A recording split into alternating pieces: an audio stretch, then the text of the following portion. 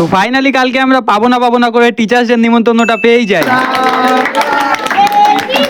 তো hello guys, কালকে ছিল 7 তারিখ আর আমরা যাচ্ছিলাম আমাদের এক্স স্যারের ব্যাচে টিচার্স ডে পালন করার জন্য। তো তার আগে meet my batchmate. Hello Rohit ভাই।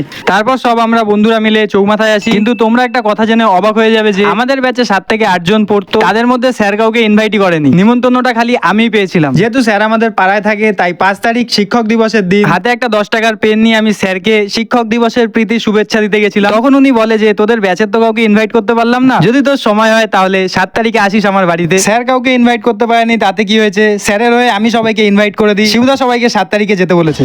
তারপর আমরা সবাই মিলে স্যারের জন্য একটা গিফট নিচ্ছিলাম। কম হবে না একটু? 100 দেবো। হ্যাঁ 90 টাকা। 90 টাকা বলে ফেললে আমার মনটা খারাপ করে দেয়। তারপর একটা গিফট নেওয়ার পর আমরা আসি কেকের দোকানে, যেখান দিয়ে একটা কেক নিতে হবে। একটা সুন্দর দেখে কেক পছন্দ হওয়ার পর আমরা কেকটা প্যাক করার জন্য দিয়ে দিই। আর তারপর কেকটা নিয়ে আমরা এসেছিলাম স্যারের বাড়িতে, যেটা আমি তোমাদেরকে দেখাবো নেক্সট পার্টি। শিবুদার ভাইপো